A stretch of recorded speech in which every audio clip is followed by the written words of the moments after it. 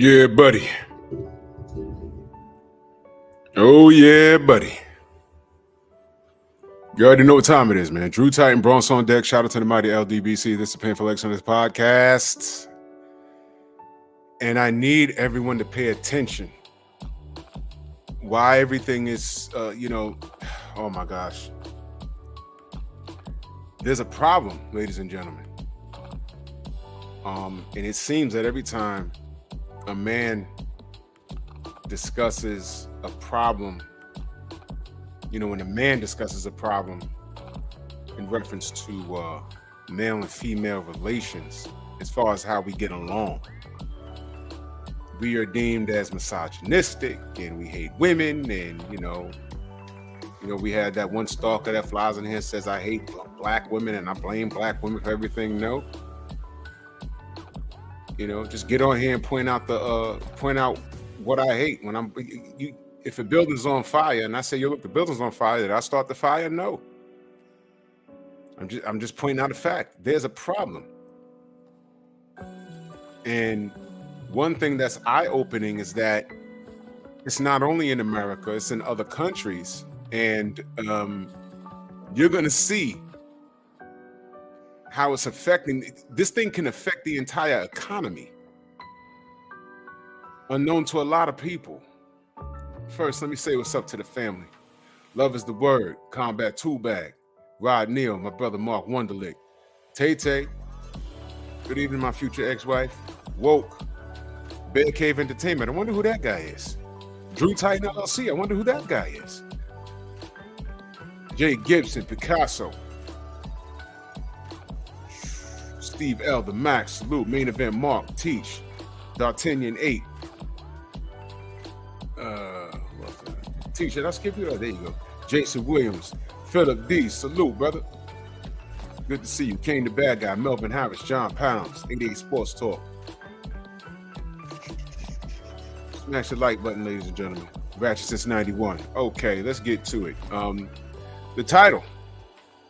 Big Joe Townsend in the building. Salute, brother. Kane said, call me Captain Misogynistic. Well, if misogynistic is just us having an opinion, then sign me up, because I'm not backing down on how I conduct myself. I'm a man. And I'm not saying because I'm a man that a woman is should be barefoot, pregnant, not have an opinion and be silenced. And no, I'm not saying that. I'm saying I'm not budging on what I know is correct. Boys being boys in the playground, what they want to do is say, no, they're playing too rough, and they want to give your kid a pill, saying that he's hyperactive. No, he's not. He's a little boy. Our little boys are not allowed to be little boys anymore. They want to drug them up. You understand? These little boys are not allowed to do anything. No more roughhousing. Your little boy your son or your nephew goes into school. You got teachers going up to them and saying, do you feel like a girl today? It's okay to wear a dress. That's a true story that really happened in the school. And the grandfather had to go in there. It was a white female teacher, and a black little boy. He said, why are you trying to put my grandson in a damn dress? I don't authorize that. I don't care what the state rules say. His grandson was grandson wasn't even 8 years old, I don't think. What are you doing? They don't make that call. So tonight's episode is labeled Single but Not Ready to Mingle, South Korean Feminism. And I think this is going to be a very interesting topic, because there's a whole article that I'm going to read, and it's disturbing. It's very disturbing. So let's not waste any time. Let's get right into it.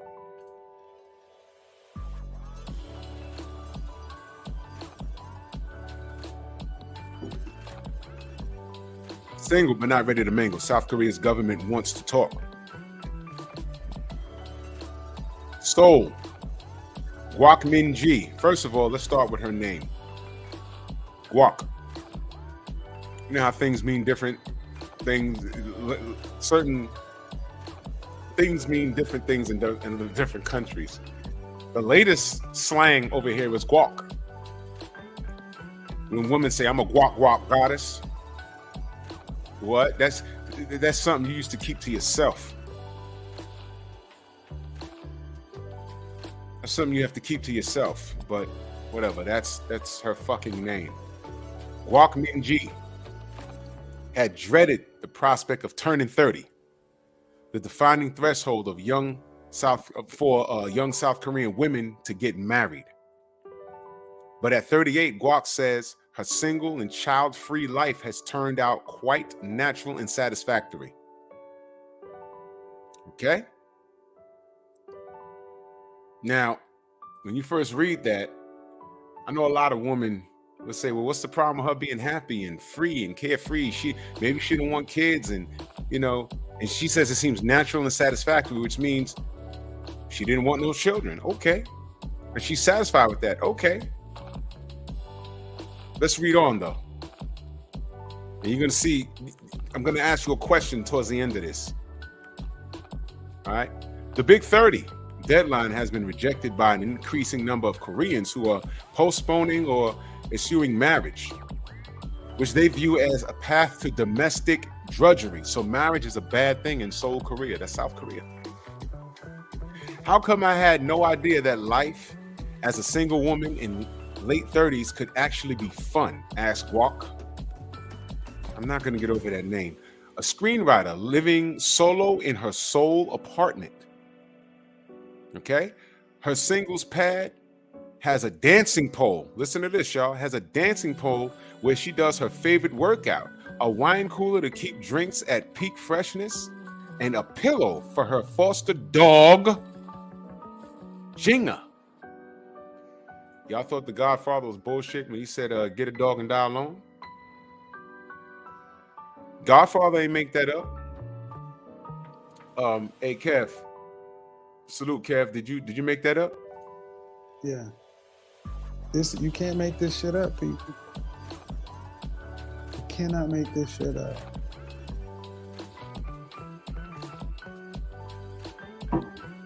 I'm reading it. Let's read on.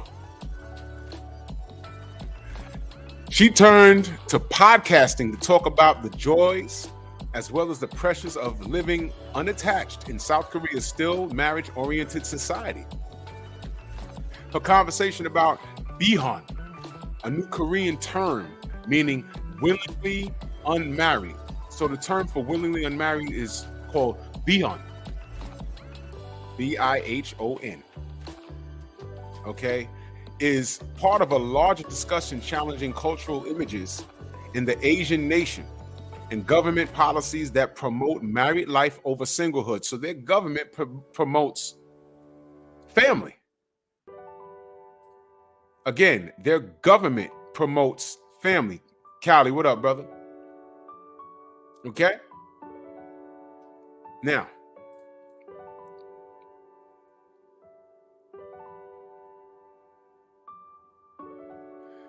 a record 40% of households now consist of just one person.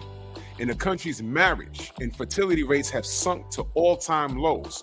Official statistics show that some 193,000 marriages were registered in 2021, and nearly a 10% drop from the previous year, and the fewest since record-keeping began in 1970. The number of births also declined to 5 per 1,000 people, putting South Korea at the bottom of the developed nations tracked by Organization for Economic Cooperation and Development.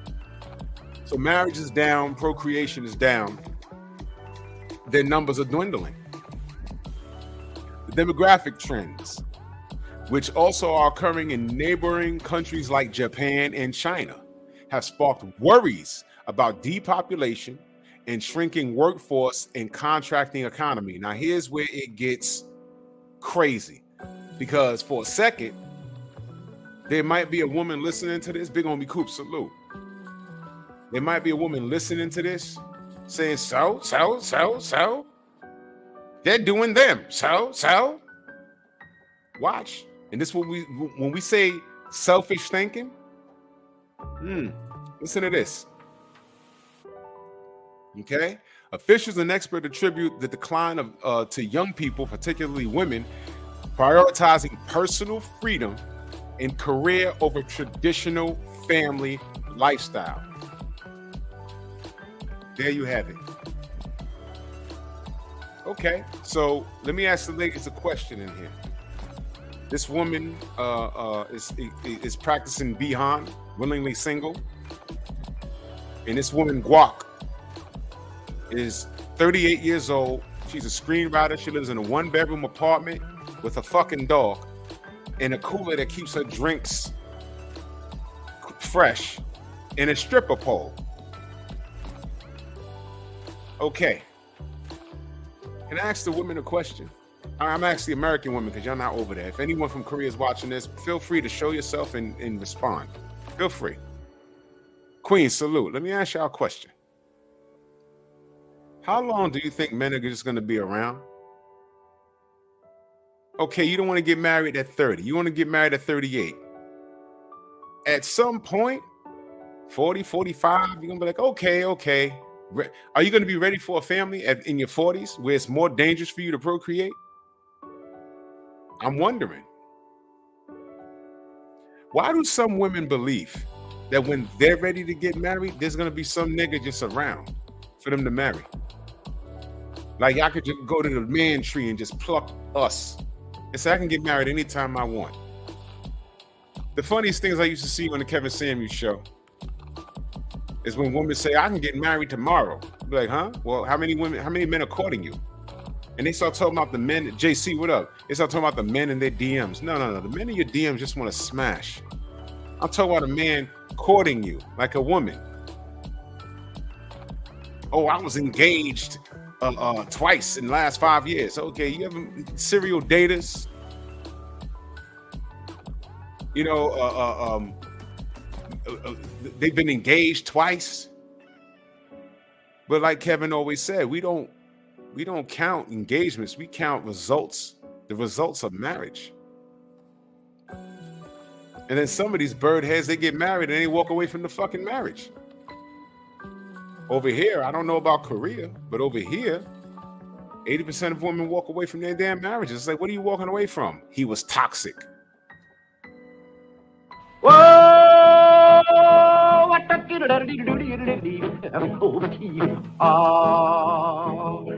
that's kind of pretty before it gets started.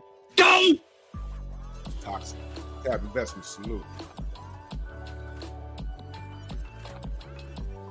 Right. I see you, Queen.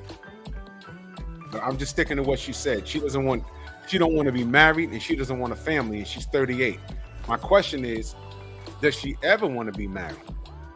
And when does she plan on being married? Because by the time she's in her 40s, you can have a child, but it's not recommended. Any doctor would tell you that. That's just human nature. So let me get this straight. You live your life, you have your career, and when you just slow down and say, you know what? Now I'm ready to procreate. Now I'm ready for a relationship. But what do we know? She's 38. What does that mean? She's past the wall. So the dudes that she was probably into, but she just chose her career, which is fine. Is it going to be harder for you to find a match when you're older, or is it easier to find when you're younger? Which one is it? Which one would you rather be? Because now this lifestyle, which sounds awfully familiar, it's affecting their economy. Let me read on and tell you what, so they can tell you what they're talking about. These changes are the impetus behind government organized dating parties that take place across South Korea, especially in the rapidly aging countryside.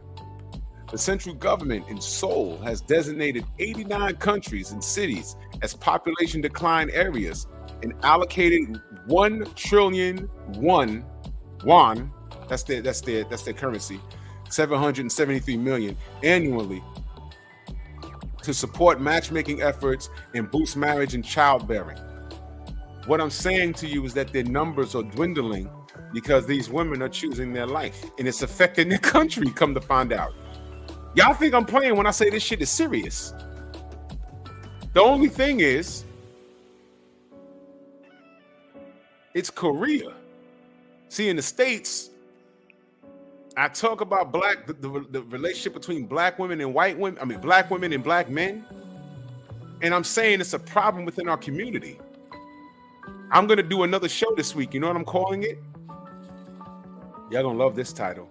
I'm going to read it to you, all right? Don't get mad.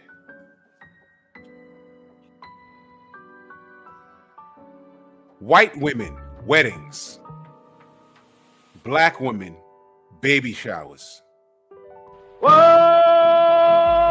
What the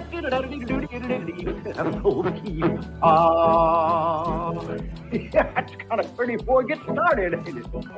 Oh, program he did right. Crambo. What? Don't get mad at me. Shahrazad Ali said, white women go to college to find husbands. Black women go to college to show that they don't need no husband. Whoa! Don't! More on that when I do the other show. Hey, don't be mad at me. This is Korea now. This is Korea. Let's stay on Korea. We'll talk about us later in the week. The demographics are even shaping decisions by private businesses that cater to adults in their 30s and 40s. You hear this? Housing companies now rent individual rooms in shared apartments. Restaurants with mini grills offer solo Korean barbecue, more typically served as a communal affair. Tech service providers are developing personal safety apps for those living alone, with women in their prime target. Now listen to me. Let me read that last line again. Tech service providers are developing personal safety apps for those living alone, with women in their prime target. Why do you think that is so? Tech service providers are developing personal safety apps for those living alone, with women their prime target. Why do you think they're doing that? Who's more likely to get robbed or hurt themselves and can't help themselves? Is it men or women? Look, man.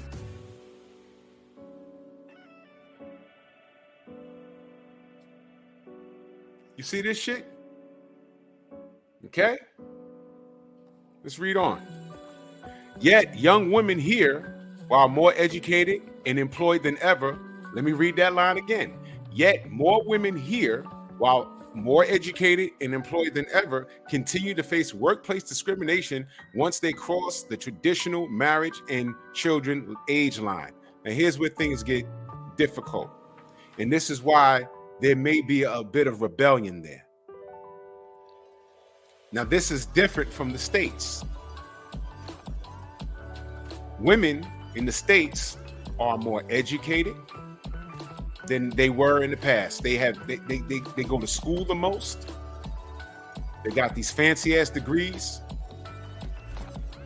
and shit they don't really use, but whatever. They don't get degrees in infrastructure and all this other crazy shit. They get psychology degrees, nothing that can build a goddamn society. But they get these weird ass degrees, and I'm not downplaying it, I'm just being honest. Men, we build shit. Women nurture shit. But you can't nurture a fucking building. The building doesn't grow like a goddamn tree. You have to get down and build it. Women are weaker than us. They can't drill and do the, they can, but they can't do it in abundance like how we do it. We built the world. They nurture it. That's the teamwork right there. So they run into school, and how many women have you seen saying that they can't date downwards because if he got an associate's degree and she got a doctorate, he can't do shit for her. She will cut him down. And I've seen women use their education as a means as to why they can't date a lot of dudes, because they think because they spent 8 years in school that they're better than that person. Meanwhile, 8 years in school, you $80,000 in debt. So yeah, you might make $100,000 a year, but you better than the guy that's making $80,000 a year and he got an associate's. He has no, he has a middle score of 720, middle credit score of 720. He has no college debt. And he's making $80,000 a year. And he might live in a 1 or 2 bedroom, and he has a little, it's 2022, he had a 2020 Mazda. But he's cool. But because you're all flash and no cash with all that super education, you think you're better than him? It's not him, baby, it's you. And plus, you 80 grand in debt. I know a few women that was 80 grand in debt. They got that doctorate though. It's gonna take them 20 fucking years to pay that fucker off. So who's winning? See, people got it fucked up over here. Now over there, this is where the anger comes out. Let me read on. I'm gonna tell you what I'm talking about. It says women face workplace discrimination once they cross the traditional marriage lines and children age line. They suffer unequal pay, okay? Harassment and lack of upward mobility. All reasons the socially conservative country has for ranked last in the Economist's annual glass ceiling index. So they're being treated unfairly in the workplace.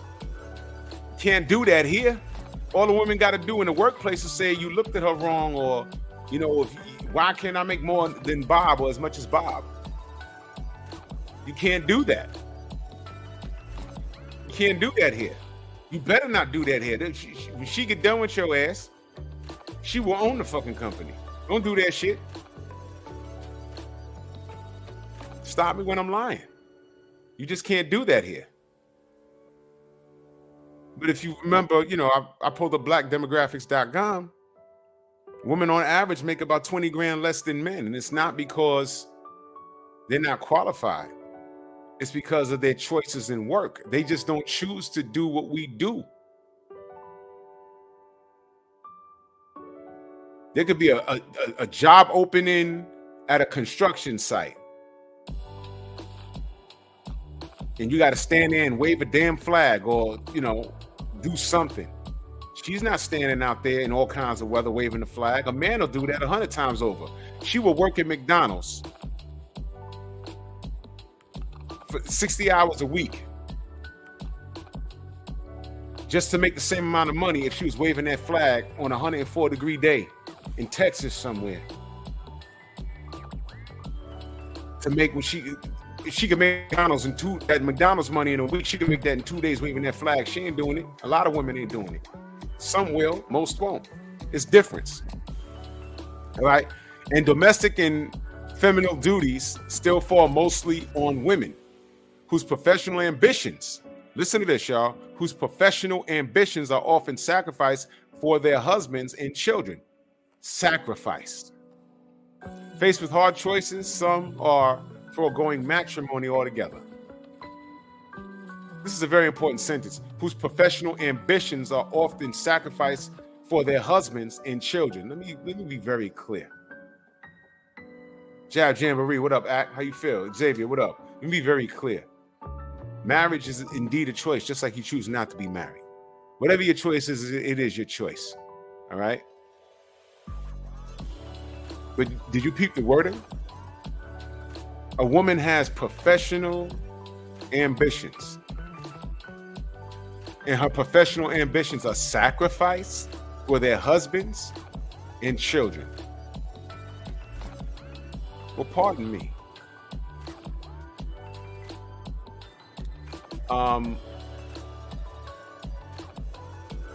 Let me be very clear when I say this.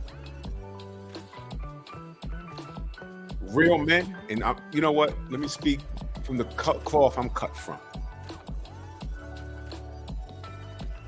My wife works. She makes good money. However, if I could take a job that, and I make damn good money. If I can make the money that I have from my job, and in that same job or if I worked a few more extra hours and I could supplement her income so she can be a full-time mom, I'm sure not only I would do that, but she would agree to it. So what the fuck do they mean professional ambitions are often sacrificed for their husbands? What are you saying? You want to be out there in the workforce? Newsflash, y'all. The workforce really technically wasn't supposed to be for the women. Drew, what are you talking about? Here's one. Theo, what up, brother? Let me ask the ladies a question. This is, and be honest, y'all. Would you rather have to work because you have to? Or those of you that got young kids, and if your kids are grown, remember when your kids were young? Remember how hard it was to go to work and then go to a babysitter and do all that juggling around? What if your husband was working and you didn't have no financial stress because he was the breadwinner? He would leave for work at 6 a.m. and he would come back home from work at 6 p.m. All you had to do was the job, because raising the kids is a job. It's not easy. Drop the kids off. Cook dinner. You come home, you do whatever the cleaning is, you do your shopping, you can go to the gym. You go pick up the kids, bring them home, get them settled in, get the homework done, get dinner started, and you do that. Would you rather do that or go to work and have strangers or relatives raise your kids? Do you know what happens when you leave your kids with other people? They're more than likely watching other kids, and you don't know what kind of kids those other kids are, with molestation and everything else. Salute, Callie.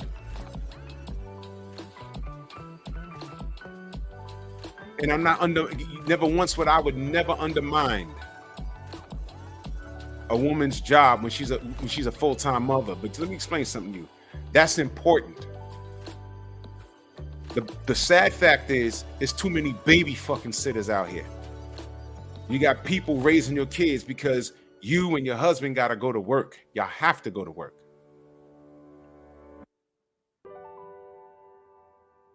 A lot of you are part-time moms because you had to. So my question is, would you rather have a man that was out there getting it and he took care of all the bills? All he wants when he comes home is a hot plate, a kiss on the cheek, say hello to the kids, and go to bed so he can do it all over again, and then he gets his days off and it's family time. That was the teamwork. That was family structure, because the kids got to know the parents, not the babysitter and the neighbor and juggling around and all this other bullshit. I know, Tay-Tay, I'm talking about, like, in my scenario, conventional. Look what Love Is a Word said. Her mother stayed home. When my sister got old enough, my mother went back to work. My mother has a master's degree. But at one point, my father was the main breadwinner, and she stayed home and, took care of us. At one point, they were juggling us around. Go to Aunt Joyce's house, go to Aunt Julia's house, go to Aunt Erlene's house, and then pick them up. And then my brother got of age. Okay, now you got to take your brother and your sister here and then get to school. And then I got of age, and you got to walk your sister to school. Luckily, we had enough. Yeah, that's right, Tay-Tay. That's what I'm saying. It's dangerous. It's very dangerous. You could trust the person you're leaving the kids with, but they watch other kids. You know these other fucking kids. You understand what I'm saying? A lot of the women should rather, option 2 is to be the stay-at-home mom, the stay-at-home wife, because that's what it used to be. But if you look at how it's worded here, whose professional ambitions, why do these women have ambitions to be professionals? Let me be very clear, and this is no disrespect. Y'all are built different, physically and mentally. A lot of y'all are tough, but do y'all want to fucking wear the pants? Not because you have to, but do you want to wear the pants? Do you know the shit we deal with as men in the corporate world? Sometimes we gotta close the door and be like, oh my God, we gotta hold back tears ourselves. We're like, yo, if that dude say one more thing to me, I'm gonna lose it all because I'm gonna strangle this dude.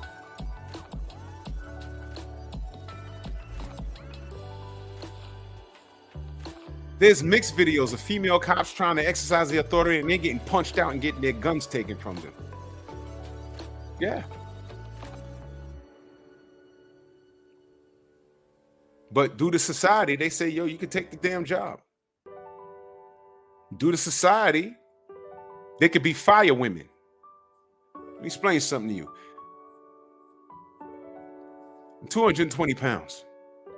And if I'm on the third floor of a burning building and they put that ladder up there, thank you, Theo. I appreciate you. Y'all make sure y'all go subscribe to the Do Better podcast with Theo. Put your link in the chat. Callie, JC, Act, put y'all links in the chat. Please. And up comes the 5'5", 130-pound women. And I need her to carry me down that fucking ladder. I swear to God, I'm just jumping. I'm like, fuck, what the fuck did you send her for? Send the man. Send the man. This is not the time to be equal. Oh, Ken, you'll never see that. You'll never see that at all. Half this country's overweight anyway. She better not come up that ladder to me. I don't want to sit. What's she gonna do? Complain? I was trying to climb the ladder, but they didn't let me because I'm a woman. No, because the nigga up there is a fucking wrestler. He's fucking 300 pounds, 6'4". What the fuck were you gonna do? He was gonna burn up. This is amazing. I wanted to point that line out. Whose professional ambitions are often sacrificed. What the fuck is the matter? Chris, what up? You don't want to be at home and raise your child? These are choices. And what I'm saying, this is why this article is important. Stop it, Tay-Tay. This is why articles like this is important. The wording is very different. Read that line. Whose professional ambitions are often sacrificed for their husband and children. As if women aren't supposed to sacrifice for their husband and children. Oh, I don't like that word sacrifice. What is the man doing? Let me tell you something. They are men right now. And I need you to listen. There are men right now that when they go to work, there's always that young guy that are like, he's just out there. He might be partying every weekend, but he's 23 years old and you're now 48 years old. And you look at him and you're like, man, I remember if I was making this money and I was his age with no family, my apartment would look like this and I would have no responsibility. And it's not disrespectful to think like that. It's just a fantasy. You love your family, but you're like, man, you just wonder what could have been.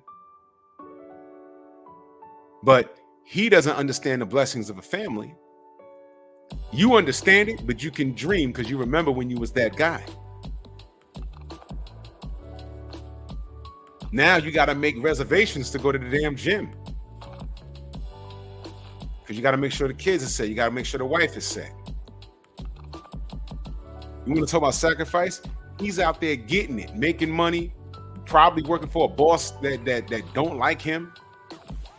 He don't like the boss. He probably surrounded by co-workers he barely gets along with.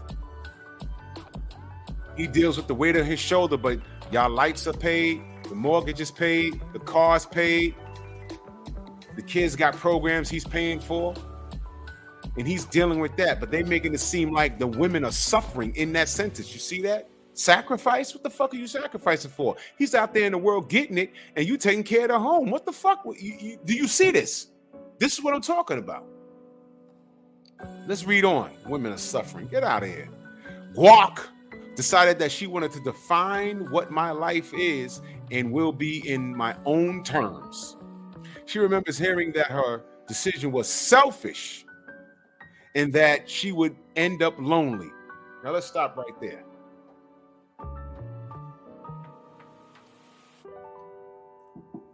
Is she being selfish? Yeah, she's thinking about herself. Duh. She ain't thinking about nobody else by not marrying and having kids. She's thinking about herself. Fine, she got a stripper pole in her apartment with a dog and a freezer a refrigerator that keeps her wine at a, she's living a Korean version of Sex in the City. She come and go as she please. And what about that last line? You're gonna end up lonely. Well, she's 30-fucking-8. And she's single and she's enjoying it. You mean to tell me that she's not gonna want any companionship from no man? We're not talking about, let's not add to it. We don't know if she's a lesbian or not. We're just talking about what's written here.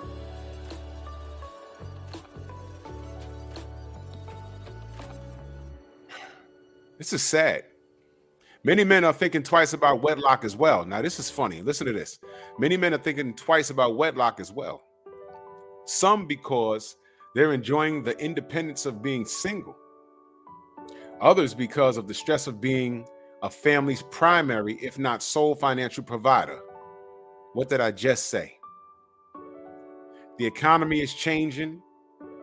There's not enough money flowing through it. So a normal 8-hour day at a job is not cutting it. So to be a sole financial provider is stressful on these men. Do y'all understand how high the suicide rate is for men, especially in these Asian countries?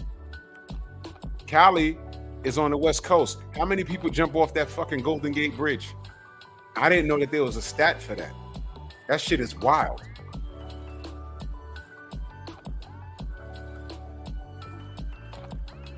That shit is fucking wild.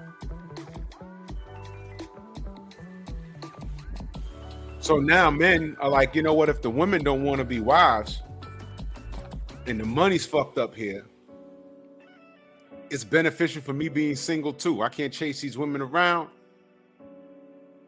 And instead of an 8-hour day, I'm gonna have to work a fucking 14-hour day. I ain't with that. But society's suffering because everybody doesn't know their fucking role. That's what we're talking about here. Nobody knows their role. Everyone has a role.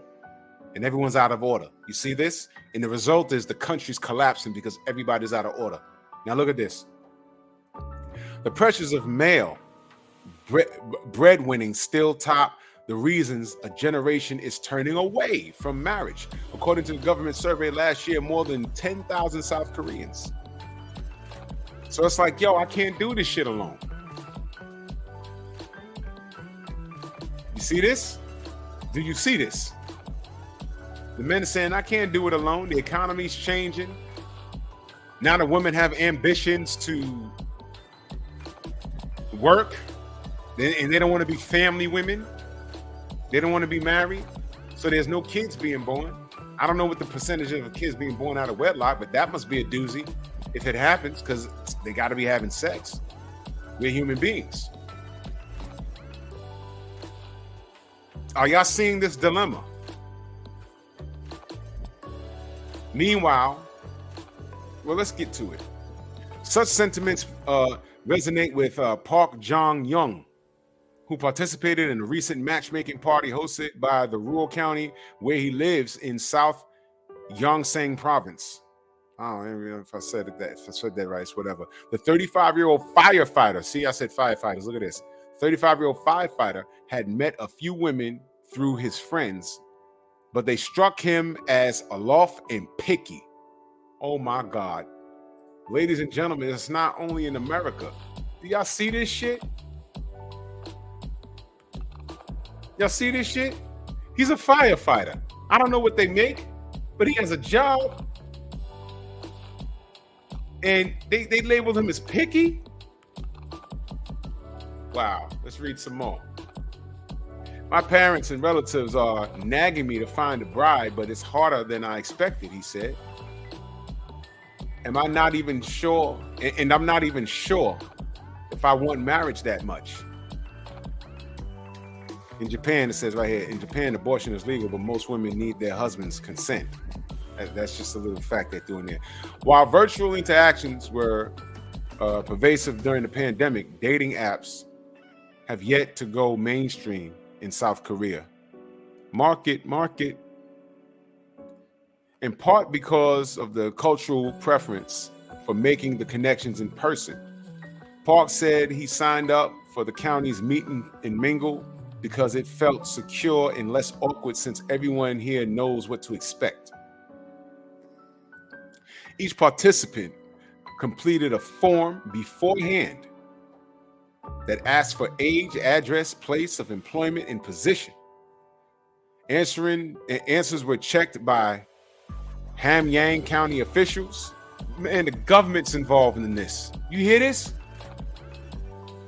And then a sheet listing the names and job titles of 18 men and 16 women was handed out as the party began. It is more trustworthy than online dating. And people feel more relaxed mingling together than in one-on-one settings, said Kang Suk Soon.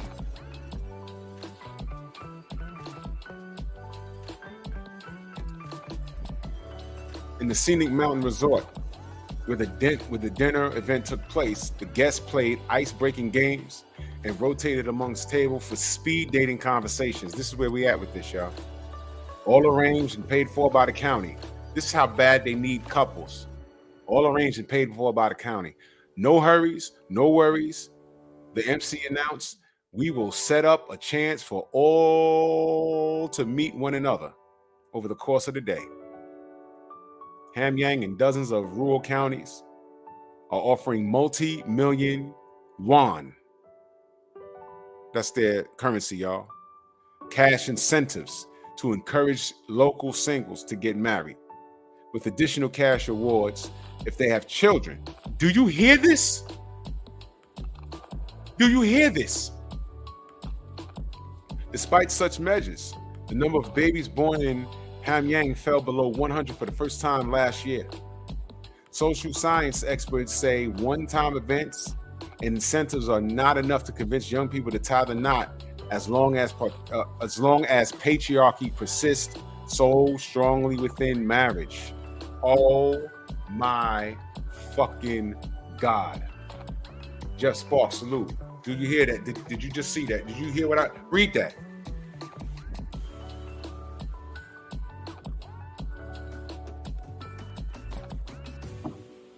This is the slow Thanos snap. It's like we doing it to ourselves.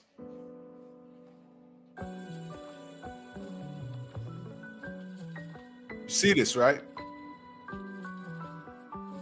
Guess what? Passport bros can skip Korea. Don't even bother. These motherfuckers ain't getting married either.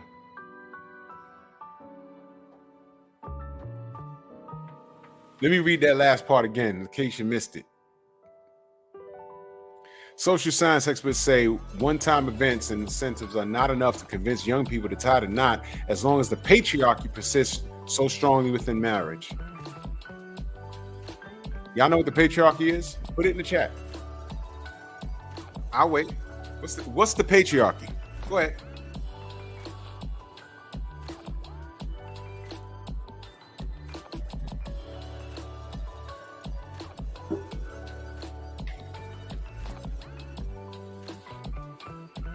Fucking patriarchy.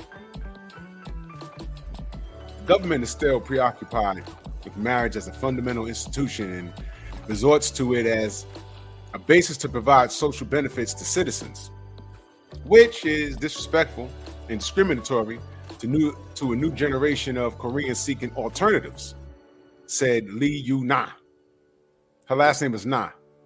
Nah, I'm not getting married. Lee Yu-na. Nah, I ain't getting married. You getting married? Lee Yu-na. Nah. A researcher at the Seoul-based institute that focuses on family composition, equality, and rights. She's a fucking tree hugger. They have moved on and will not easily be talked into bringing back what they see as outdated institution. Some officials are calling for systemic changes. Single Koreans are largely marginalized for social services that focus on traditional family units. Cha Hai-yen, Cha Hae Young, a counselor for Seoul's Mapo district and the country's first openly LGBT elected official, is pushing singles collective. She's pushing a singles collective that would cater to the welfare needs of individuals living outside the traditional family structures. Okay. So now what she did was she organized the bill. Rashad, what up? Well, she did Night Train, what up? Thank you. That's exactly what it is. Men handling the family. They don't like the fact that men are head of household. That's it. They just don't want that. And this is the trade-off. You have an LGBT elected official basically pushing for singles benefits. Why would you be pushing for singles benefits? Because you can't survive on your own. So you have to rely on the government to make the ends meet. Whereas if you had a man, the ends would probably be meeting like a motherfucker. The only trade-off is you'd probably be a stay-at-home wife. Or if y'all could work some shit out, you can go to work, he can go to work. And when you get your money up, then you can plan on having a baby. This is wild. And you got an LGBT person telling you, no, we need to organize benefits for single people. You fucking, man. The 35-year-old Cha has been at the forefront of community building in the district, where nearly half of the households consist of only one person. Oh shit! It started with a too big watermelon that she had decided to share with other single neighbors. She went on to open it up in the kitchen in her home as a restaurant, so singles could congregate, eat together, and check in with each other. We envision a society where individuals do not have to rely on kinship or marital status to receive care, Child said. Married or not, we deserve it. This shit, Spurger Marshall, salute. This shit is out of control, y'all. Let me ask y'all a question.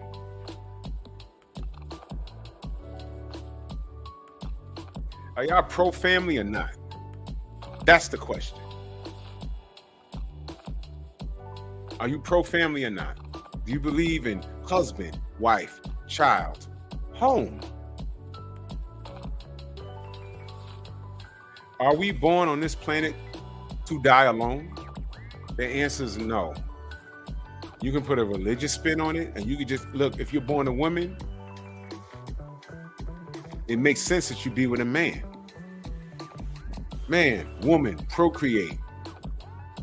Child, raise a child. Man, woman, procreate, raise a child. You turn around 500 years, you have a whole goddamn nation.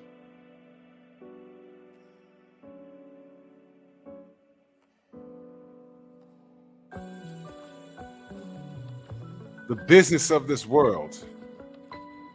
And let me tell you, these women, man, this woman chose being a screenwriter over core family values.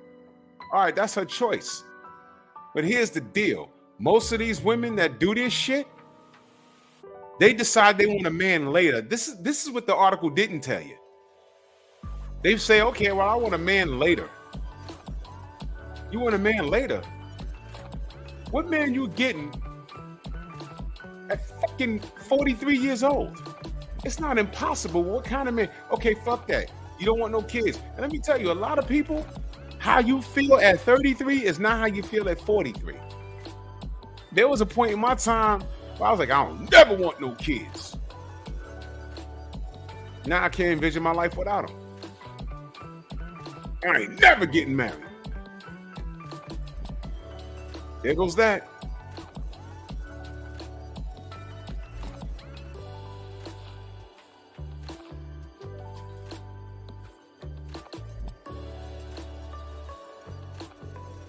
What you mean, Queen? What do you mean men ain't handle business? What business did we not handle? The song said it's a man's world, But I'm looking at this government and I'm looking at Korea. Guak said, I'm a screenwriter and I drink wine and I have a stripper pole. So she don't need no man. Meanwhile, all the women that think like her, their fucking economic structure's collapsing. Because men can't do all the work.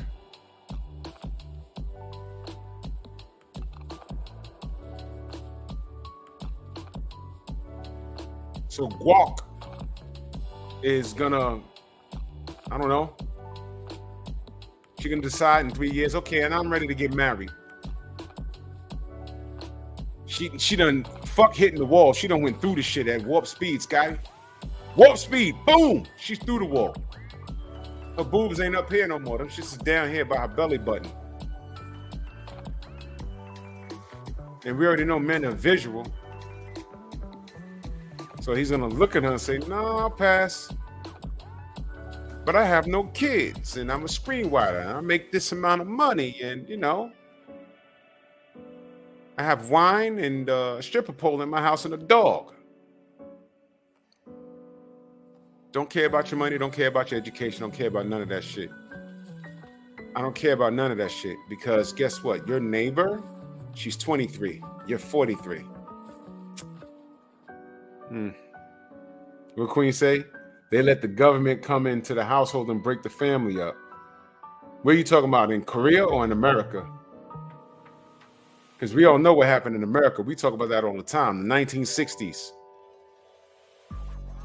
Black women chose the government assistance program over having a man in the house. That's what happened. We know what happened here. I can't speak on South Korea. What was we going to do? Fight the government? Oh, here? No, Queen. That wasn't our fault. No, ma'am. That was not our fault. That was not our fault. Government said, yo, man, y'all can go to school. We can give you public assistance.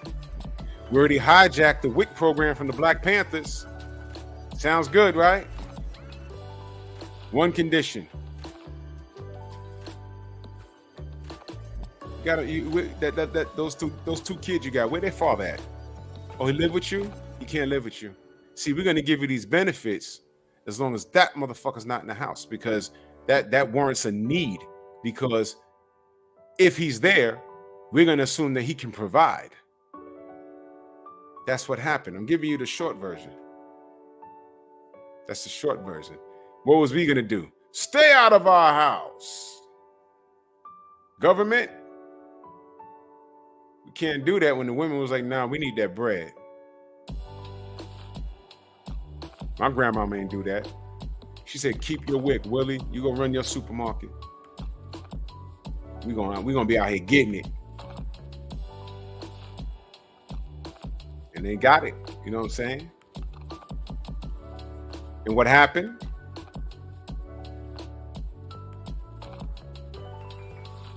Queen said if man would have married that woman, then there wouldn't be.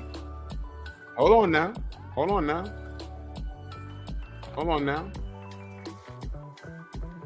Black people were the most married people back then. I forget the number, but we were the highest married rated ethnicity in the country. We were the highest. What changed? I'll tell you what changed.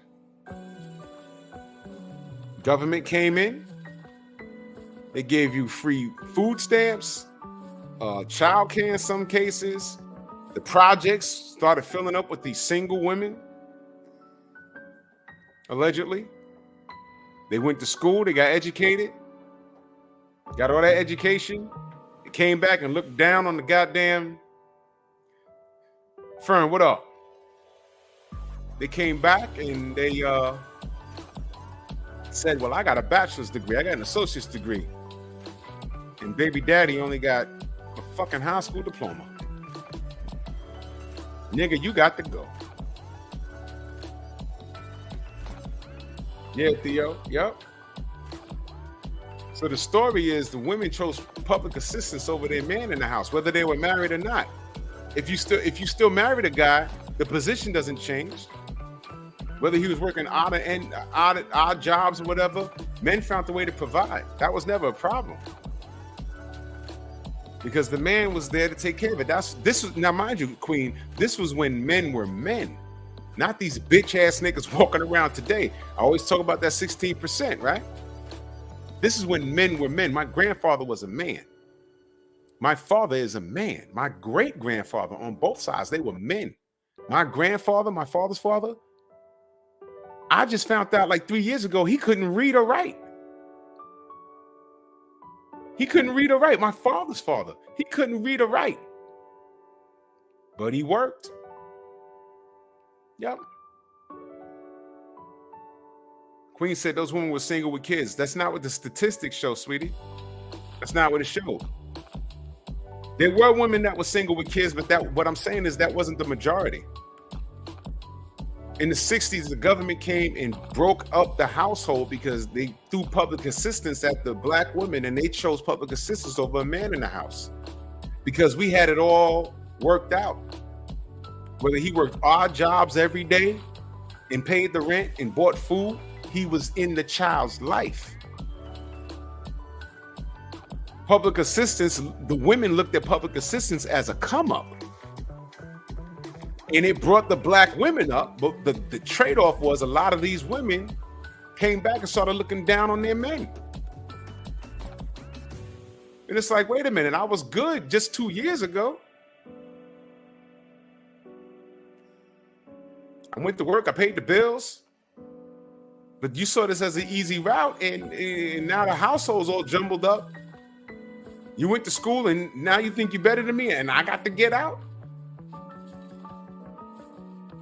And now they getting a little power and say, yo, men ain't shit. And it's like, yo, I don't know what happened. Everything was fine. Oh, well, you're not doing enough. Charlie, you're not doing enough. What you mean? I've been doing what I've been doing. It was good 2 years ago. She went to school. She ain't planning on going to school. The government said you got to go to school and get educated. That's a part of the program. If you're going to get these food stamps, you got to go to school. Now you got to go to work. And now, when a woman has to go to work, everything is different. And generations of that becomes, I can do bad all by myself. He ain't shit.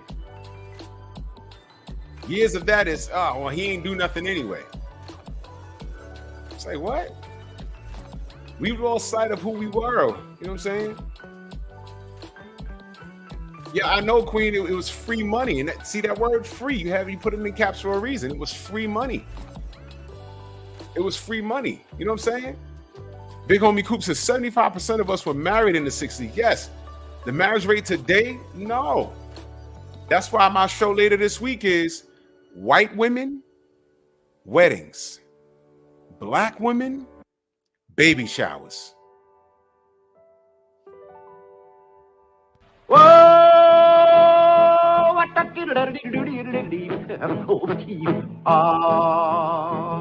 yeah, it's kind of pretty before it gets started, ain't it? Oh, frog money, Gordon, he did right. Crambo. Go! You're mad at me. All that education, black women go to school the most. And the most degrees that black women get, they don't contribute to any infrastructure. They get these big head degrees, and it doesn't build a nation. What do y'all walk away with? Fucking $100,000 a student loan, and now you're in your 30s. Some of them have children. And then you say, okay, I got all this, now I'm ready for a husband. Like, you're gonna pick a husband from a fucking tree. It's like, what are you talking about? So you want this guy to come in and take care of you, and let's say you have no kids. You passed the wall now. And you already coming in looking down at the dude because you got a bachelor's and he got an associate's.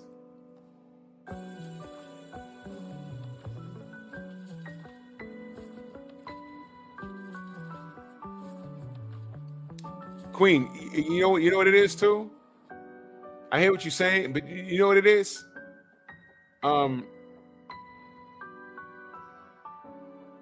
Short money always blindsides a motherfucker that ain't thinking straight. The government knew what they were doing when they came into our neighborhoods and did that shit. They knew exactly what they were doing. They knew not to dangle that carrot in front of the dudes, because that didn't make sense, because the dudes were the backbone of the household. Where would that make sense? Take this public assistance from us, and we're going to pay for you to go to school and be better men. Why would they do that to the black community? No. They went to our women and told them, yo, we give you all of this if there's no nigga in the house. And that's the route we went. We went from being the most married to the least married now. There are no wives, there's baby mamas. There are no dads, there's baby daddies. There are no husbands, there's baby daddies. It's ridiculous. Brother Night Train says, I'm 64, I was here, unemployed, Vietnam War, civil rights marches, government law, police brutality, redlining, and others in the 60s. Let me put that up there. So Night Train, am I off on any of this? You was here for all of it. You was here for all of it. I had to read about this shit. You was here for, and I had to hear about it from my parents, and who said the same shit. Something changed in the 60s. Y'all all knew somebody. If y'all my age and y'all lived in the city, and y'all lived in the States, y'all knew somebody where the father was around, but certain times of the week he couldn't be in the house all day because those people from downtown were coming, and they come in the house and literally check the clocks to make sure there's no nigga there. I heard a story one time where the father was there and those people came, a white woman and a white man came into the hood, knocked on the door. You know what dude had to do? He's my right-handed guard. He said he had to do this. One of my boys said his relatives, his uncle had to do this. When they came in, they said, who's this? And he had to act like a homosexual. How y'all doing? I'm so-and-so, and I'm talking with her lips and shit. I'm just here to do her hair. And they were like, oh. It sounds funny, but it's not. It's not funny.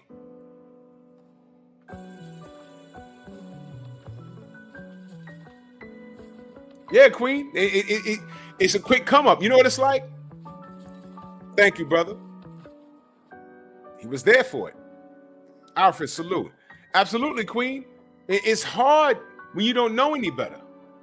It's hard when you don't know any better. The short money, listen, y'all know the difference between like tax time. A lot of us are employees. So tax time is different for me now. Well, it's been different for a few years. I've always did other things. And I'm LLC'd my name. So I always had businesses on the side. So tax time was different for me. I have a lot of write-offs, and I tell Uncle Sam what he's giving me back. But when you get to a point, all right, a lot of women got kids and they say, okay, I'm gonna get this bonus back or whatever, and I'm expecting $8,000 back. And it sounds like a lot of money, but you want to be in a position where you're paying quarterly taxes. That means you're a millionaire or you're a strong six-figure maker. You're making strong six figures. When you're paying quarterly taxes, that means you're making a killing.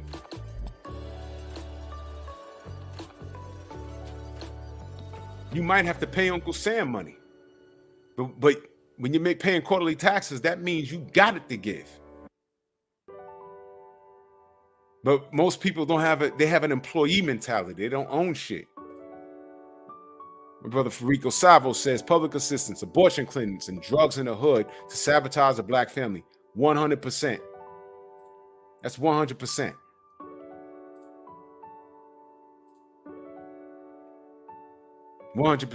That's my boy right there. Ladies and gentlemen, when I bring him on the show, I'm gonna have him tell y'all a story. It's gonna fucking blow y'all mind. All right? If anyone should be scared of marriage, it's this nigga right here. Bro, in due time. Queen says that's why we got to educate ourselves on finances, but these things need to start at home. Exactly. Remember when we talked, the Bud and the Errol situation. How Errol was having one conversation about ownership. He's talking about side money, back end money, and Bud is talking about $25 million. a piece. Night Train says, my dad was the man in the crib, and he didn't take in no mess. Exactly, because he was a man of the house. Now peep, y'all.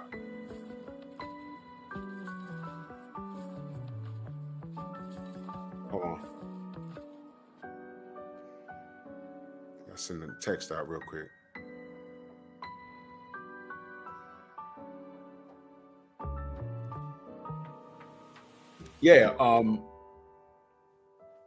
Yeah, Fern, you gotta get on and tell that whole story. That's gonna be a treat. I promise y'all. I promise y'all that's gonna be a treat. I promise you. You will not be disappointed. That shit was crazy. I was there for it, but I gave no opinion until it was over. So Pete.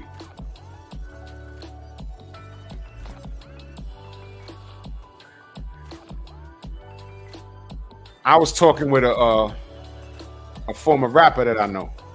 I was talking to him today, and we were talking about the industry. We also talked about y'all remember house music. I love house music. I still listen to house music. That's right, Queen. That's a perfect example. I'm gonna take it a step further. I was watching this documentary on YouTube about the house music scene in Chicago. And there was no internet in the 80s and 90s, so these DJs would literally have to go on tour to different cities, New York, Chicago, Detroit, you know. I forgot I remember the name of this record. A lot of those songs I know when I hear them, but I never knew the name of them because they would come on in the club after. There was a club out here called Bentley's, and Kiss FM used to go live Saturday night / Sunday morning after the rap show would go off. They would play house music around 11 p.m. all the way until like 1, 2 in the morning. And Bentley's would air live over there. They would play a lot of house music. Well, there was a hit record. It did well. But the guys that did the song, because I forgot the name of it. But if I played it, you'd be like, oh, I know this song. I'm like, that's a fucking smash hit. They said, they don't see a dime off of it. So I'm like, what happened? You know what happened? They cut the record, they cut them a large check, and that was it. They never bought their publishing. A guy that got them their deal, one of those golden people, got them a deal, cut them a big check because it was the most money they've ever seen, and that was it. It was a little below it. They had to split like a $90,000 check amongst 2 or 3 people. And at that time, you went from playing with machines in the basement to making a hit record. That's the most money you've seen. But some 30 years later, that still spins on the air, and it's spinning in multiple cities, even across seas, where you thought, well, a $90,000 check was the most money you've ever seen. That song is now worth about fucking $100 million through 30 years. They didn't purchase their publishing. Purchase it, they didn't say that they owned it. They signed it over to this golden guy. He gets paid for it. He didn't do no work but say, these are the artists, this is the guy in the record deal, and y'all talk, okay, and I did this, and we're gonna get you a $90,000 check or whatever. Oh yeah, publishing, I'll put my name on that. Yeah, you go ahead, you got your money, buy your cars or whatever. Y'all remember that song? Jared, what up? Y'all remember that song? I wish I was a little bit taller. I wish I was a baller. I wish I had a girl who looked good. I would call. You remember that? I think that guy's name was Skilo. That song was a hit over, it was in the 90s, right? Like 94, 95. That song it knocked all summer long. Y'all remember that dude? He was a short dude. It was a fun little, it was what I call a novelty song. I wish I was a little bit taller. I wish I was a baller. I wish I had a girl who looked good. I would call her. Remember that? That song has been on commercials. It's been in movies. Nah, Theo, he was a one-hit wonder. But you know what? He's a millionaire. You know why? I saw a documentary with him. It was a quick one. He owned the publishing to that song. Every time it's played, He checks his bank account. Oh, someone used my song. He owns it. You see? How many musicians didn't know to do that back in the day? Because they weren't educated. That's why I'm going back to what Queen said. Weren't educated. So a lot of the sisters weren't educated. They didn't think long term. They didn't think, okay, they're going to send me to school. They're going to give me food stamps. So my kids, and because sometimes, the man in the house, it was a little nervous. Yo, I know these shorties are hungry, but I only got one loaf of bread. Let's just throw some butter on it, throw it in the oven, toast it up. That's dinner. 3 days later, it's like, yo, I got a bag of rice. I got a couple of steaks, but he's grinding. They laid me off, but I'm out here grinding. I'm doing odd jobs. I'm delivering newspapers. Listen, men will be out the house all day, but you know what men had back then? We had a fucking backbone instead of a wishbone. Because all we knew was that woman in the house that was watching our seeds. We had loyalty to them, and we would take care of home. But we'd be so stressed sometimes we'd go down in the bar and just drink away the pain. Now, before someone comes in here and say, "Oh, there was a lot of abuse," and they would come beat their head, of course, there was some of that going around. But believe me when I tell you that wasn't the majority. Because women weren't victims back then either. There was a lot of tough women. My grandma Ola, my father's mother, holy shit. Holy shit. She was no punk. All right? My Aunt Earlene, she was no punk. She'd smoke a cigarette and she will fuck you up. Fern, that's my aunt that lived in the valley on Teeman. She used to smoke a cigarette. I was just looking at pictures of her the other day. She smoked a cigarette. She'd be like, boy, if you don't sit your ass down, if I got to get up out my chair. And I just sat my ass down. TZ Frank, salute, brother. Good to see you. Let me take care of you real quick. That's the fam. All my grandmothers were tough as nails. My aunts, they were all tough as nails. There was no fucking abuse. Trust me, it wasn't. Not everybody was a victim. Thank you, Joseph. Exactly. Ryan Wright, salute. There were no punks there.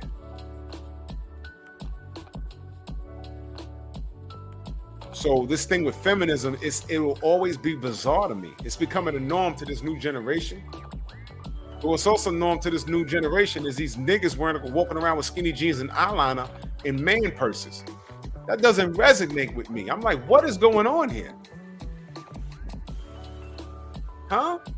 An 8-year-old can say I feel like a girl, or 8-year-old male can say I feel like a girl, and then they wear a dress, and what the fuck? This is not normal to me. You can't make that normal to me. No. Fuck out of here. And this is why I'm so hard on the 16%. Because the 16% is responsible for 90% of the births out of wedlock. So let's see.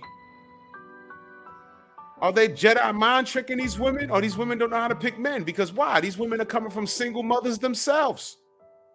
Because since the 60s, the women have forgotten how to choose real men. All the education in the world, all the college debt y'all got, but because you got a master's and he got associates, y'all think y'all better than these dudes. But then y'all got that itch that needs scratching, so you settle for Pookie. I just told y'all the story about the dude that plays ball with my other guy. And Alan Young, salute. 5 kids, 5 different women. He's still fucking the last 2 baby mamas, and he's about to marry the bitch from sanitation. He doesn't have a real job. He's still living, bro. Man, they tied a knot. Guess what? That sanitation, that nice, because sanitation is a good job out here. That nice check she get, she gonna get that shit and be like, yo, 2 cents, what the fuck? Oh yeah, by the way, child support, you paying that now. Bro, This is what I'm saying. This rabbit hole goes deep. This is what happened when feminism takes over. It can literally fuck a country up. Whoa!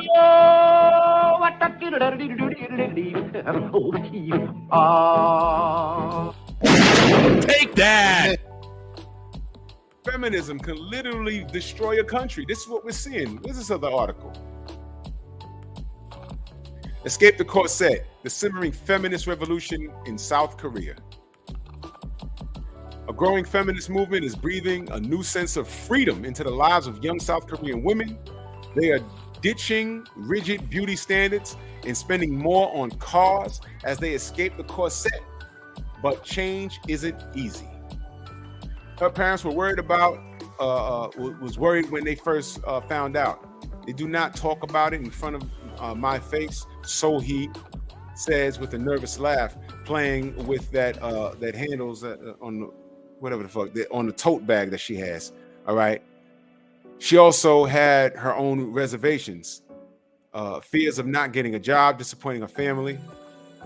But when her hairdresser tried to talk her out of it, she knew she had made up her mind. She wanted it shorter. So now these chicks she has a mask on that says vote for feminism. They're cutting their hair short. All right, escape the corset.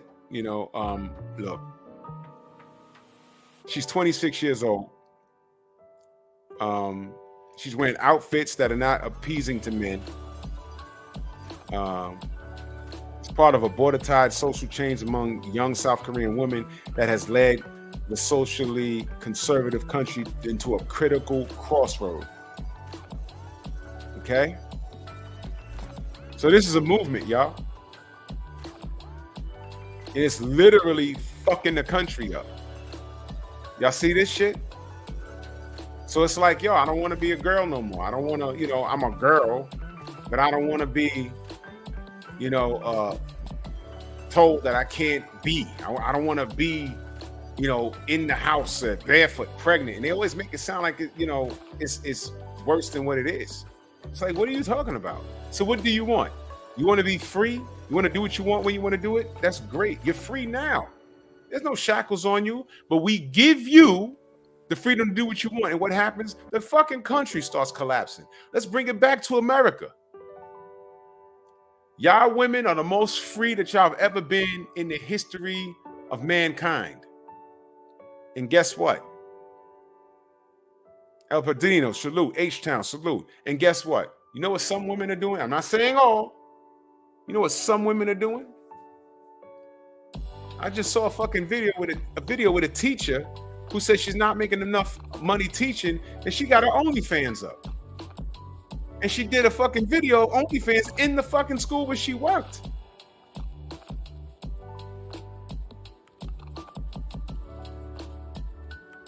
These are our queens? What the fuck? What? She said she wasn't making enough money. So she started her OnlyFans. And then you did it at your day job? And you're out there talking on your video like we supposed to feel sorry for you? That's right, Kane. Free women are choosing to sell their bodies online. This is what the fucking freedom is? Now, let me ask y'all a question. I said I was going to ask a question at the beginning of the show, but now it's good a time as any. What the fuck are you women going to do when you're old and single? It's funny now when you're 38, 35. You don't give a fuck about no wall. Kevin Samuels ain't know what the fuck he was talking about. Shahrazad Ali, Shmarazad Ali, right? White women go to college to get a man. Black women go to college to prove that they don't need one. Fine. That's what Biggie said in Juicy. Show my daughter this college plan so she don't need no man. Okay.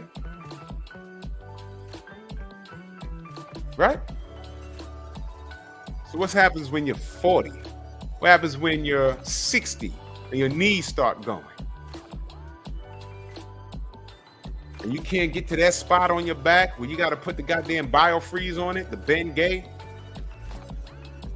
Don't worry, that LGBT Korean woman, she's gonna set up single housing so y'all could be amongst yourselves. You can't tell me that you're gonna enjoy being around a bunch of fucking women so much that you don't want no man. And in what capacity do you want a man?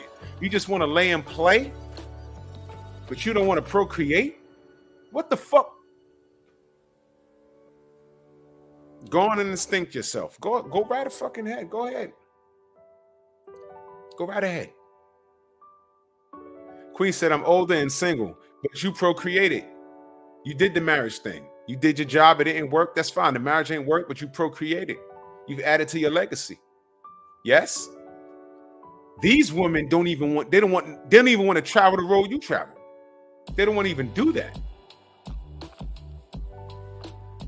They think this OnlyFans shit is going to be around forever.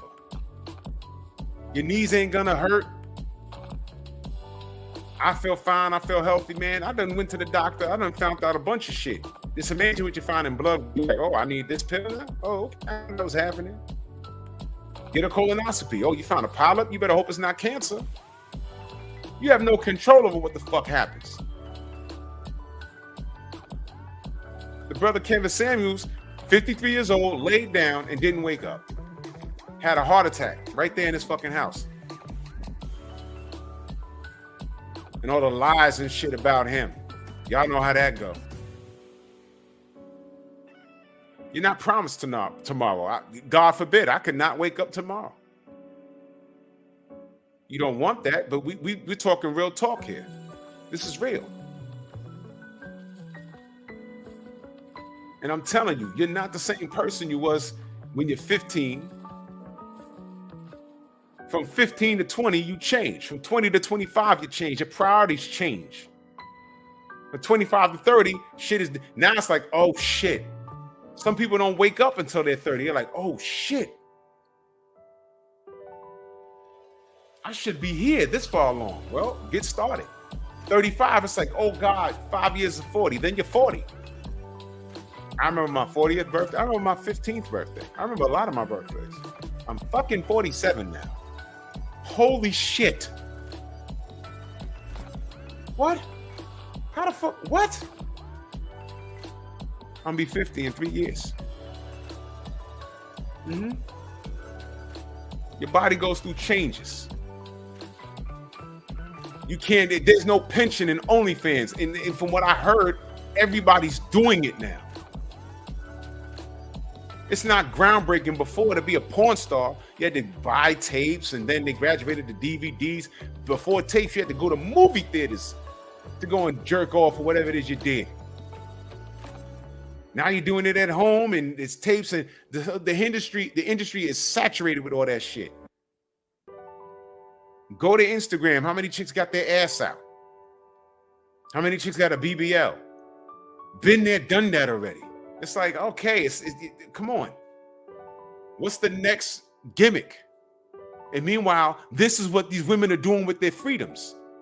Dudes can't do OnlyFans unless they're doing something strange. Weirdos.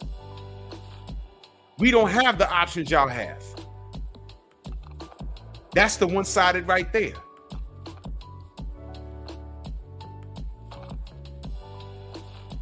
This is what feminism has done. Y'all have all the options in the world and then turn around and it's like, well, y'all shoulda. What the fuck you mean? What the fuck you mean? That's funny.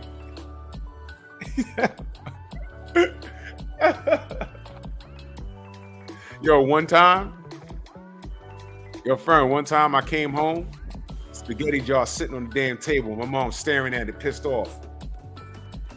I'm like, what happened?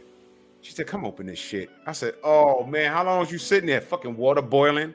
Dinner was supposed to be ready. She could not open up that jar of fucking ragu. Whoa!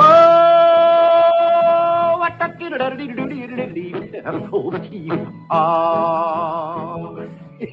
kind of pretty before it gets started.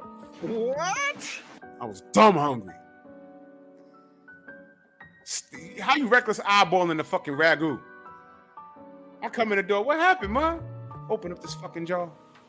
I'm like, what the fuck? Macados, Mac of the South, salute. Slim Hussein, what up? I said, God damn it. She was staring at it. She couldn't open the fucking. Oh, shit. Come on, it's funny as hell, man. Mad at the ragu. That was bullshit. Listen, man. What the fuck is this world without men? Think about that.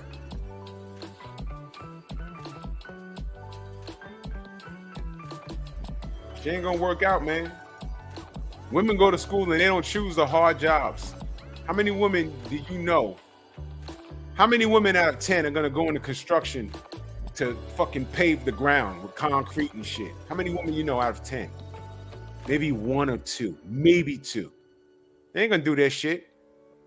But if the same construction company says we need a secretary, where's she going? It's just what it is, man.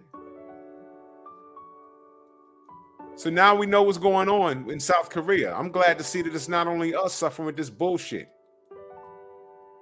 It's not only us suffering with this bullshit. Look at it's literally has affected the government of South Korea. Childbirth is down, and these women are walking around talking about feminists. Okay. All right. Now watch this. This is called the World Wide Web, right? How odd is it? How odd would it be is if maybe this year, next year, you're outside in your city and you start seeing a group of Korean men walking around like, what the fuck are they doing here? And they go to Little Korea. There's a Little Korea here in Manhattan. It's only about 2 blocks long. And they come here looking for wives. Black women, white women, you know, a lot of these black women. Ooh, if I can get a mixed kid, he gonna have that good hair. A lot of that shit going on. Whatever. It's a whole other topic. And they coming over here. Their passport brothers coming over here because like, fuck it. What are you doing here? Oh, Sundong Ik doesn't want the dick. No, baby. Fuck up economy. Now I'm here. He a fucking web designer making $200,000 a year. He can, where he goes, all he needs is his fucking laptop. Carter face stiller, my brother, salute. All he needs is a goddamn laptop. So he can relocate to any city, anywhere in the world.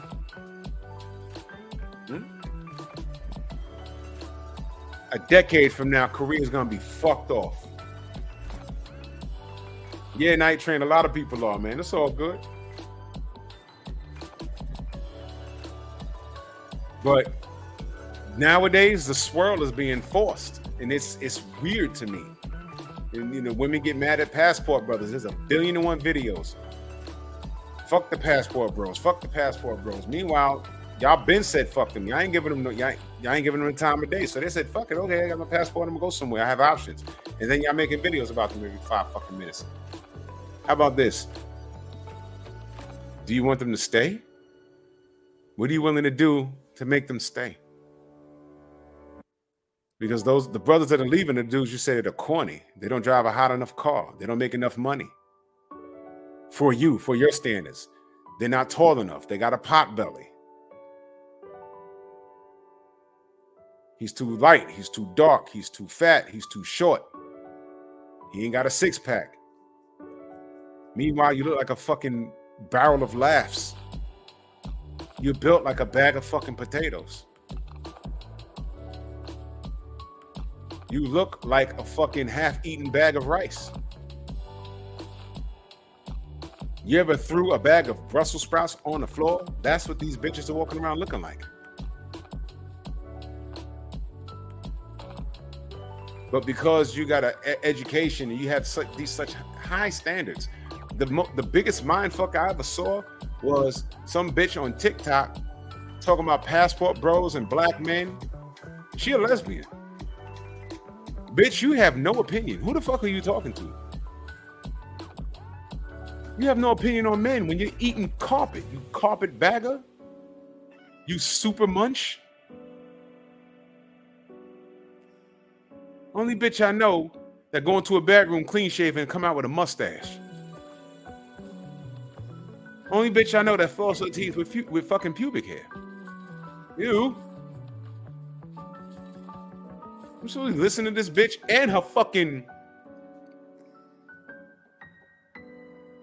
her girlfriend look like Mighty Joe Young. She look like King Kong and her girlfriend look like Mighty Joe Young. Y'all remember Congo? What was that talking bit? The gorilla with sign language? Ugly, gorilla, ugly. Amy was her name? Ugly, gorilla, ugly. I'm like, why? What the fuck?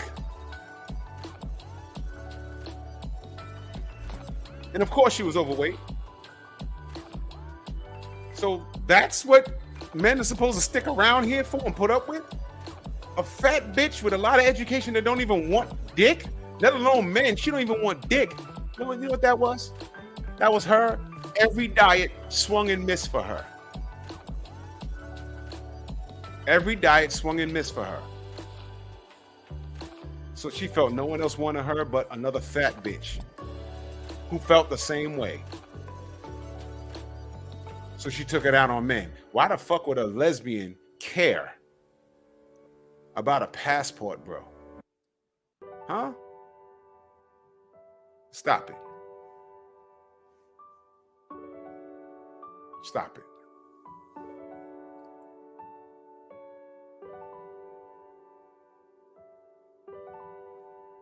So it's refreshing to see that it's not only us dealing with this shit. It's in the UK. It's in Korea. South Korea to be exact. Their feminist bullshit.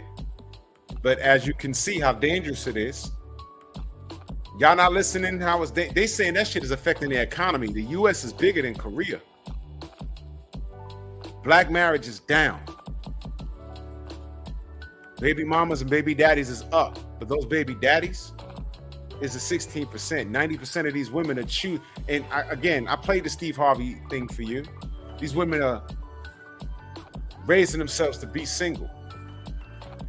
I even saw some shit on Steve Harvey where the chick said, yo, you know what? I love my man, but I want to get married, but I don't want to live with him. I want my own home. And Steve looked at her like, what are you talking about? And she had this look of disgust on her face. I just want my own space. Bitch, you don't want to be married. Fuck you mean? Here's what you do. Get your house, live your life. When you want to get dick down, you have options. There's an internet. Call, Admiral Plunger. He'll come dick it down real good. And he'll get out. Shut up, fuck, get out, and you'll, go about your day. It's gonna cost you. You can't have it all. Because then that same bitch will be like, well, I gotta pay for penis. I can get it anywhere. So get it. But these are the same chicks that say, yeah, I want a relationship. What kind of fucking relationship do you want? Oh, you want a woman barefoot and pregnant? No. What the fuck you want? You want it all. You want a man over 6 feet with a six-pack, with above a 6-inch dick, that makes $100,000 a year, but meanwhile has all the time in the world for you. You want The Rock.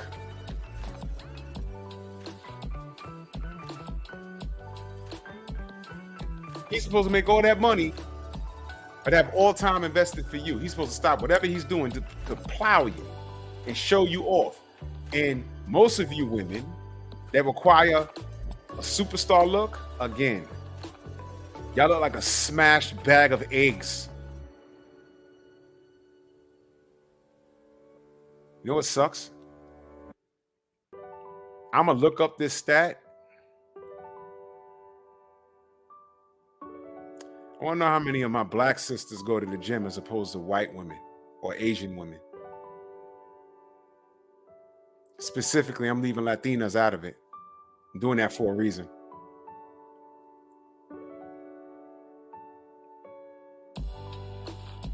Because y'all know, what's the number? I think 80% of black women are overweight. All these high standards in feminism. We used to say that women outlive men. You know why men die before women? Because we got the weight of the fucking world on our shoulders. Forget weight. You know what killed my grandfather at the ripe age of fucking 36? My father's father died at 36 years old. I never met my grandfather. You know what killed him? High blood pressure, something that I suffer from. Why do you have it? He grew up in real racism. That's right, Queen. You be in there getting it with your fine ass.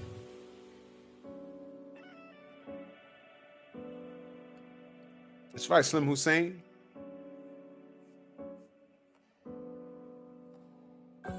Now Hugh Light just died. That's dope.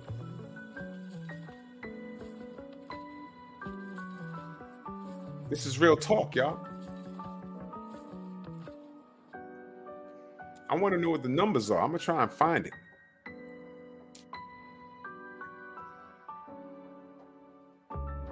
Why did men die? Yo, look, you know why men die first? We do the more dangerous jobs. We carry the most stress. Which is why we get sick the most. We do what needs to be done. Which is why y'all outlive us. And if we die, who collects the fucking insurance? Y'all, the family, the kids. Which is the way it's supposed to be. We supposed to take the blunt of the blow from the world. I can't believe that women want to get in that fight. And then a lot of them, when they do get into that fucking fight, some of them can't help it. They can't take it. Men and women handle pressure different. I'm not lying, y'all. This is not chauvinistic. This is real. Y'all hips are made for baby making. These shoulders are here for carrying shit. We are scientifically built different. Our hands are stronger than y'all's. That's it.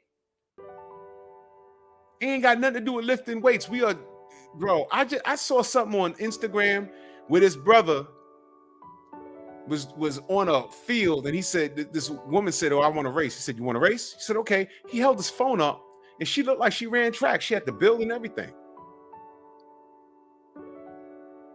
He fucking outran her like she was standing still. Now I know there'll be some women that'll come in and say, "Oh, well, there's some women that are outrun." Yeah, of course. Every woman on the Olympic track team will probably outrun me. More than likely. More than likely. I'll hang with them bitches around the first 100 meters, but after that, they'll probably take right off because they're professionals. But guess what?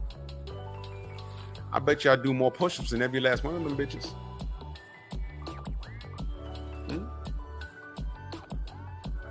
I bet you my grip is tighter.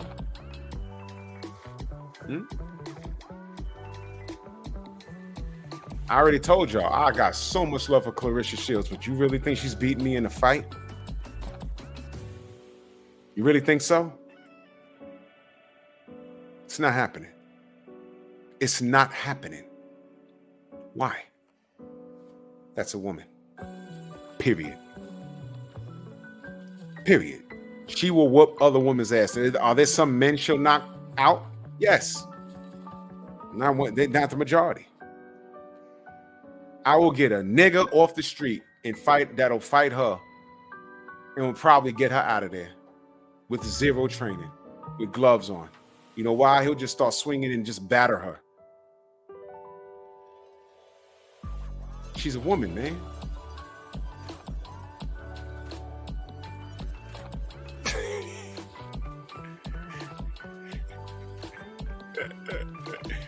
That's a nerd fact right there. If you get it, you get it. If you don't, you don't. Firefly was my nigga. Yo, listen. This ain't women bashing. You know what this show is, really? See? This is I told you. Feminism is fucking up the economic structure of South Korea. You see? And they're not making them what are they going to do? Tie the chicks down and impregnate them? You can't do that. But when given the opportunity, they're doing what they do, and the results is fucking up the damn country. You see this? And then now, here on this soil, what has it done to the black community? I'm not talking about the UK or Africa. I'm talking about right here in America. What has feminism done? And guess what? It's not only black men that are passport bros. It's white men too. because they're complaining not so much as what we talk about, what's going on in the black community. You know what the white men are complaining about? Hookup culture. Contrary to popular belief, this BBL shit, it was fun to watch about a year ago. The shit is played out now. Every chick got a tiny waist with no stomach and a fat old ass. Okay already. All right already. It was better when out of every 20 chicks, you saw 2 that were naturally built like that. Now it's every other chick. It's like, oh my God. You go to the gym. When I was walking out the gym today, there was a Latina coming there, A-cup titties, flat waist. You couldn't see a belly button, which led me to believe that she had her spandex hiked up high because she was hiding the scar. And what does she do? She gets on the fucking Stairmaster. She don't work her shoulders, she don't work her traps, she don't work her arms, nothing. She's on the fucking Stairmaster. And she was a little heavy in the waist. Heavy in the hips. No one is built like that. Not in abundance. You see the bullshit? It's every other fucking woman. Guess what?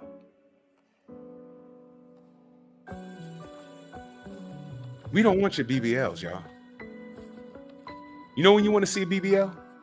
In a strip club. Here, take this $5, get out my face. Give me a lap dance for 20, get out my face. You want a drink? No. Go drink your spit. You go home and ply your wife with a little pooch. But you know it's real. You ain't scared when you're hitting it from the back that it's going to explode like a goddamn burst paper bag. Oof. Oh!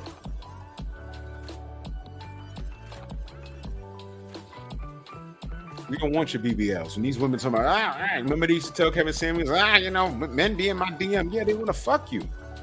I'm talking about how many want to marry you. Come on, man.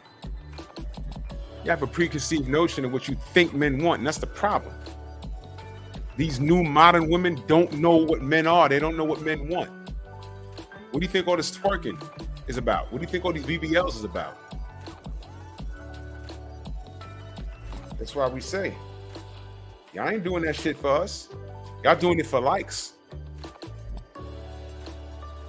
Y'all not. Thank you, Queen. I'm glad you said that. And didn't I do a show about that? We don't want your BBL. You'd be surprised. Ask these modern women, what do men want? You're going to hear so much negative shit. Oh, I try and give them what they want, but they don't want to stay around. And they, niggas ain't shit. Yeah. And I bet they don't fucking know the numbers either. One of the sisters, I think it was Patricia Shelton, before I closed down my live this morning, she said something to the effect of, can you explain why men leave their pretty wives for the ugly side chick? I'm going to do a whole show on that. Just know this. That ugly side chick ain't ugly to him. And you best believe she did something that you wasn't doing. Sounds foul, but that's real talk. When you're younger, your standards are very high. You want as a man, you want the baddest chick, whatever era you came up in. You wanted Janet Jackson. You wanted who was hot back in the day? Well, shit, I go back to when Tina Turner came back out. I thought she was hot. A lot of hot chicks back then. Apollonia, Vanity. Think about it. Chicks was hot. You remember that Nasty Girl video, y'all? I shook dice to that video like 800 times. 4, 5, 6. Pass me a napkin. Nowadays, it's Beyonce.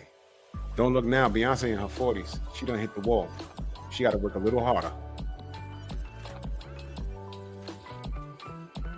Okay? That's why motherfuckers, oh, you should leave him. You should leave Jay. He cheated on you. He cheated on you. He cheated on you. Where the fuck Beyonce going? Where's she going to find another billionaire? Oh, she got her own money. Yeah. She has itches that need to be scratched. What is she going to do? What man is she gonna meet that makes more money than her? And even if she does, meets a guy, what is he? He's got to be an actor or a songwriter. And let's say it's some dude that looks better than Jay. Is she gonna walk the aisle with him? No, she stayed in her marriage. You weren't in the therapy with them if they even went. You don't know. She stayed in her marriage. It was just a thing. And he stayed in his marriage. So quick to blame Jay. Maybe they sat there and she said, you know what? You asked for this and asked for that, and I couldn't provide that. And you don't know what kind of arrangements people got. Bill Clinton got his dick sucked. You really think Hillary had a problem with that? She knew she married a freak. You know what her beef was? Bill, that was not supposed to get out. I don't mind you getting a little nit from her, from any chick, but now it's embarrassing. Now people are looking at me like what I'm gonna do. I don't want to be in that position. I told you to keep your shit to yourself. Oh, Hillary, I didn't know she was gonna open up her mouth, and yeah, you knew she was gonna open up her mouth, but now she opening her mouth. What? You ever heard of a hall pass? You know what? I'm gonna do a whole show on that. Motherfuckers, we ready to so quick to tell a woman, no, leave. No. What you telling her to leave for? Your ass single. What you telling her? Who would the fuck would tell Beyonce to leave Jay-Z? Those same friends telling her to leave will try and run right up on him. That man's a billionaire. What the fuck you mean, leave? Where's she going? Can she do better? Oh, well, Jay ugly. Not that bank account. And plus, the family structure was more important. You hold too much bullshit on sex. Fuck out of here, man. The bitch she fucked ain't get a dime. I think this is crazy. Now y'all ain't here talking about porn stars. Okay. Andrew Gray, what up, man? And I agree with that. He says BBLs and twerking are to distract and hide from the fact that they have no brains or personality. Men still choose those types of women instead of conservative, plain Jane women, which is a better choice.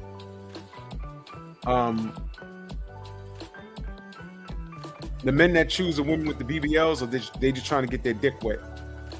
And those women with the BBLs like the attention.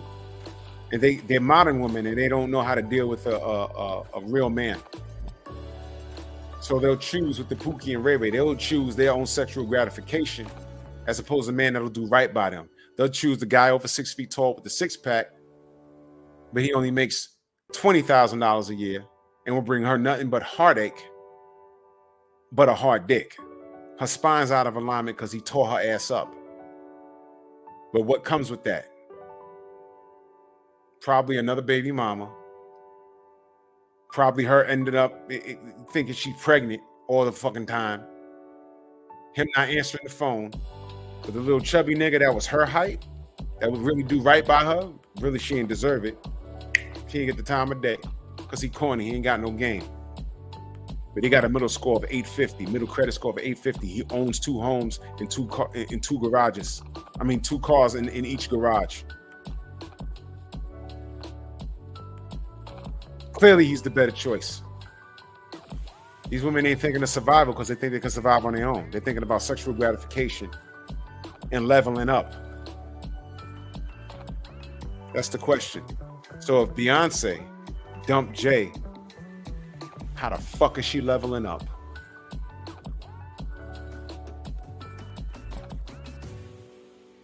Salute to everybody in the Venmo, the Zelda Cash App, man. What's the count here? We got 720 subs, man. And we moving, man. This is a slow cook. I love this channel. I like to kick back. You know what I'm saying? I'm gonna be back tomorrow morning. LDBC. You already know what time it is. And I'll do my second show probably Wednesday. Now this fucking light done came on. It's a different color. This shit is creepy as fuck. know what I'm saying? Man, but salute to y'all, man. I appreciate y'all. I love y'all, man. And I'll see y'all in the morning. You know what I'm saying? Ladies, don't get mad. It's okay.